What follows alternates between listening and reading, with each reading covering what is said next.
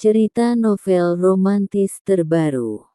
Terjebak dendam sang mafia zalim. Seorang gadis tidak sengaja menabrak seorang ibu paruh baya saat gadis itu sedang mengendarai mobilnya. Sebut saja namanya, ialah Siva. Sampai ibu paruh baya itu harus mengakhiri masa hidupnya. Namun siapa sangka kalau ibu paruh baya itu ternyata dia adalah ibu salah seorang mafia yang terkenal, bahkan terkenal sangat zalim dalam tindakannya.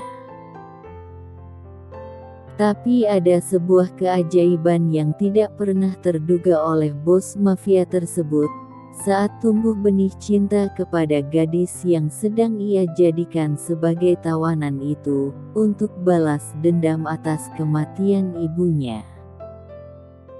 Bagaimanakah sikap bos mafia dalam menyikapi hal tersebut? Episode 01. Berikan dia hukuman, bro. Dua pengawal berpakaian serba hitam menunduk hormat pada sang tuan setelah membawakan gadis yang dicari-cari oleh tuannya. Seorang perempuan tengah terjerembab di lantai begitu didorong tidak hormat oleh dua pengawal tadi. Naas sekali gadis itu harus terjebak dengan situasi yang sangat tidak memungkinkan untuk kabur. Maaf, Tuan, ini perempuan yang menyebabkan tewasnya Nyonya Meidar. Pria itu menunduk hormat kepada tuannya yang sudah menunggu di ruang belakang. Aku tidak membunuhnya. Sungguh aku tidak berbohong. Gadis itu bangkit dan berteriak di hadapan pria yang sedang menatapnya secara lekat. Siva, perempuan yang tidak sengaja menabrak ibu dari bos mafia kejam yang bernama Jason. Sial sekali nasib gadis itu, mengapa dia harus terlibat dalam masalah besar dengan bos mafia? Ini kecelakaan dan tidak seorang pun menginginkan hal ini terjadi. Siva berucap seolah tidak takut pada Jason. Dan hal itu sukses memancing amarah pria itu. Kau, gumamnya tertahan dengan gigi yang mengerat. Kau tidak tahu siapa aku, hah? Bentak Jason yang berhasil membuat keterkejutan pada diri Siva. Memangnya siapa kamu? Sudah aku jelaskan bahwa ini adalah kecelakaan bukan karena aku sengaja menabraknya. Siva semakin memberontak ketika anak buah Jason mencengkram kuat kedua tangannya. Jason, mafia kejam yang tidak memiliki belas kasih, pria itu tidak pernah memandang bulu ketika sudah berhadapan dengan musuhnya. Pria berdarah dingin dengan ketampanan yang di luar batas penglihatan seseorang. Jason memandangi Siva dari atas hingga bawah. Dia berdiri tegak dengan rahang dan pahatan wajahnya yang tegas. Aura dinginnya menyeruak pada ruangan tersebut. Diamlah, Nona. Nyawamu bisa kapanpun dihabisi oleh Tuan Jason. Ucap salah satu anggota Jason yang memperingati Siva. Tuan Jason. Ulang Siva yang semakin melebarkan matanya. Dia tidak asing dengan nama tersebut dan sedetik kemudian barulah dia mengingat siapa pria yang sekarang berada di hadapannya. Bos mafia yang ditakuti oleh penjuru negara. Kau sudah mengenalku, gadis sialan. Jason tersenyum namun terlihat sangat menakutkan. Lepaskan aku, Tuan. Aku akan bertanggung jawab tapi tolong lepaskan, ini sangat terasa sakit. Jason menyeringai tajam, Meski saat ini yang ada di hadapannya adalah seorang gadis kecil yang dia yakini umurnya baru 23 tahun, tetapi itu tidak membuat Jason merasa kasihan. Kematian ibunya disebabkan karena Shiva, dan Jason sudah berjanji di atas jenazah ibunya jika akan membalaskan dendam. Semua orang di penjuru negara tahu bagaimana kejamnya bos mafia yang menguasai pasar gelap di belahan dunia. Mencari masalah dengan seorang Jason jangan harap berakhir dengan hidup layak, karena Jason akan menghabisi 7 turunan dari keluarga yang berani menentangnya. Oleh sebab itu tidak ada yang berani mengusik atau mencari masalah dengan seorang Jason. Dengan cara apa kau akan bertanggung jawab? Pria itu langsung mencengkram dagu Shiva dengan kuat, hingga mata mereka saling beradu tatap. Aku akan melakukan apa saja asalkan jangan memenjarakan aku, balas Shiva berkata gugup, nyalinya semakin menciut kala Jason menunjukkan kobaran tanduknya. Bertanggung jawablah dengan nyawamu. Maksudnya, Tuan. Mulut Shiva keluh, bahkan dia semakin merinding. Kau tuli. Jason menatap tajam, kegeramannya benar-benar sudah berada di ubun-ubun. Aku minta nyawamu sebagai tanggung jawabmu atas kematian ibuku. Kemudian Jason mendekati Shiva dengan seringaian penuh arti yang membuat gadis itu memundurkan langkahnya. Semakin Shiva melangkah mundur maka semakin Jason mengikutinya hingga Shiva bergetar akibat ketakutan yang melanda. Kau harus merasakan apa itu kehidupan neraka dari seorang Jason. Sarkas Jason semakin menunjukkan taringnya. Tidak, Tuan. Tolong ampuni aku, kasihani aku yang sudah tidak memiliki apa-apa di dunia ini. Aku mohon, Tuan. Shiva bersimpuh di kaki Jason, lalu 2 pengawal tadi langsung mencengkram kedua tangannya. Kau telah membunuh ibuku, apa kau paham? Dengan tidak punya perasaan Jason menendang Shiva agar melepaskan kakinya. Saya berjanji, Tuan. Saya akan menuruti apapun kemauan Anda, asalkan jangan memasukkan saya ke dalam penjara. Mulut Shiva semakin bergetar hebat, air matanya lolos begitu saja. Tidak bisa ia bayangkan bagaimana nasibnya nanti di dalam penjara, apalagi hukuman yang dia.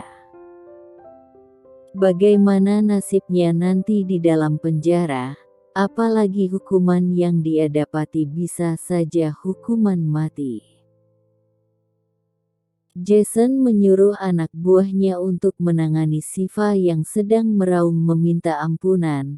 Tanpa menunggu lama kedua anak buah Jason langsung mengangkat Shiva untuk dibawa pergi. Ampuni aku Tuan, ini sebuah kecelakaan, aku tidak melakukannya dengan sengaja, ucap Shiva yang sudah diseret paksa oleh anak buah bos mafia. Bawa dia ke ruang bawah tanah, akan ku beri hukuman dia. Jason berkata keji dengan sorot mata yang menahan amarah. Tolong ampuni aku, Tuan. Aku siap melakukan apapun. Jeritan Shiva yang menggelegar tidak sedikit pun membuat seorang Jason merasa iba. Maafkan aku, Tuan.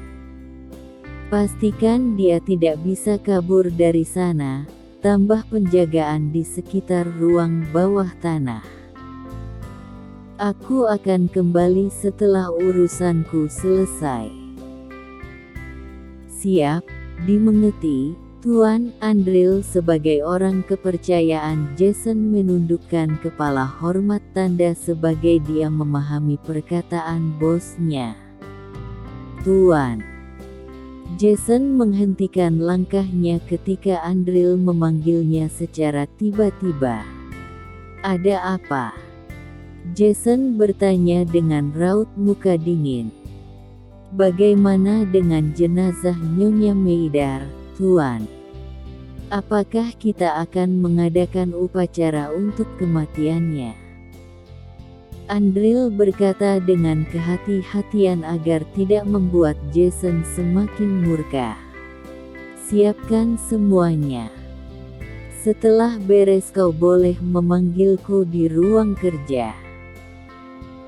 Baik, dimengerti, Tuan. Andrew kembali menunduk hormat sebelum akhirnya melakukan tugas yang diberikan oleh bosnya. Dalam ruangan yang temaram yang hanya tersinari oleh beberapa lampu, Jason menyandarkan tubuhnya pada sebuah kursi kebanggaannya. Memijat pangkal hidungnya yang terasa sangat pening. Belakangan ini dia harus menyelesaikan banyak urusan terkait bisnisnya yang semakin diincar oleh banyak musuh.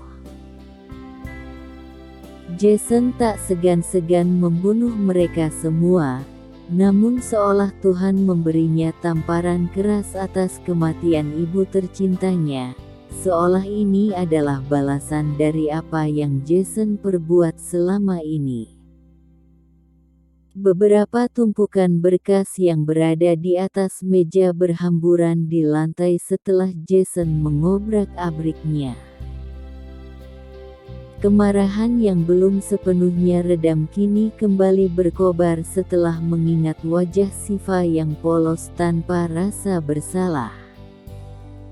Akan aku pastikan kau mati di tanganku, gadis sialan. Kau tidak akan bisa bebas dalam jeratan seorang Jason. Gumam Jason dengan tangan yang mengepal kuat. Tok, tok, tok. Seseorang mengetuk pintu kerja sang tuan. Masuk. Andrew menundukkan kepalanya setelah berada di hadapan bosnya. Matanya sesekali melirik pada lantai yang berserakan kertas. Bisa Andrew pastikan jika tuannya ini melampiaskan kemarahannya. Ada apa, Andrew? Apa upacara kematian ibuku sudah kau persiapkan? Ah iya, Tuan.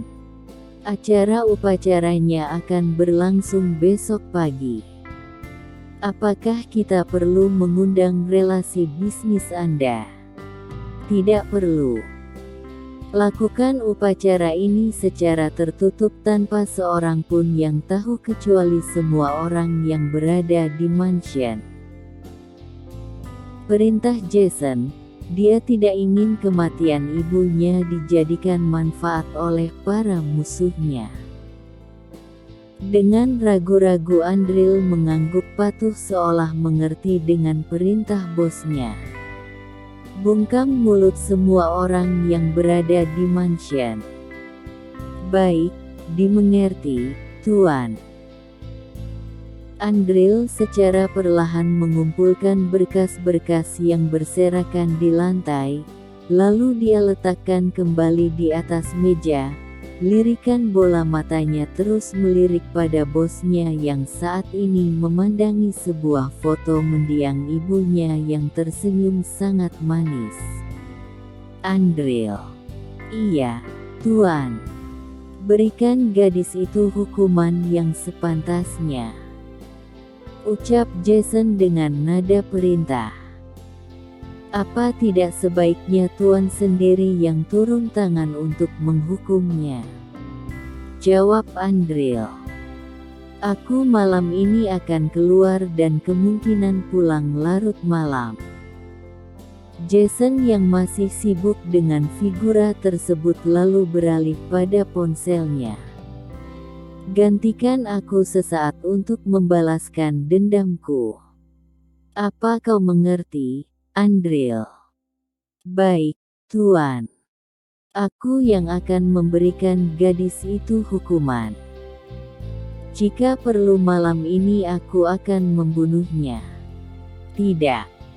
Kau tidak perlu membunuh gadis itu, karena itu adalah tugasku. Sekali lagi Andril menunduk hormat. Jason yang sibuk membalas pesan dari seseorang itu hanya memasang wajah datar. Lalu bagaimana dengan Nona Rita dan Nona Siska, Tuan? Apakah mereka tidak akan Tuan bebaskan? Jason menolehkan kepala pada Andril.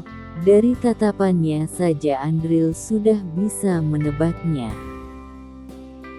Mereka adalah wanita sewaanku, jadi biarkan mereka leluasa menikmati surga yang kuberi dengan sesaat.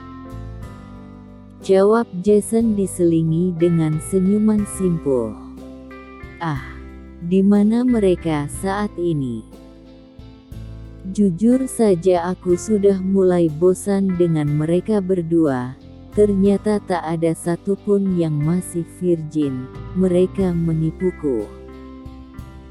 Mereka masih berada di paviliun belakang mansion, Tuan. Jawab Andril memberitahukan pada bosnya. Bagus. Aku akan mengunjunginya besok malam. Baik, Tuan.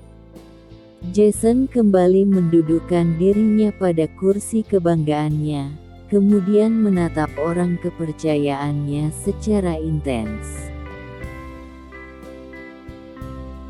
Andril sudah ikut bergabung dengan Jason selama 15 tahun lebih.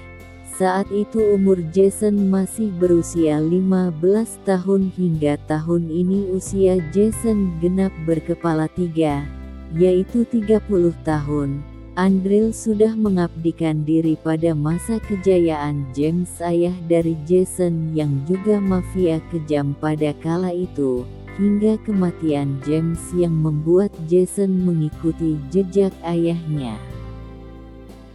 Siapkan mobil dalam 10 menit, aku akan memakainya tanpa supir. Titah Jason dan menyuruh Andril pergi dari hadapan. Baik, Tuan. Saya permisi.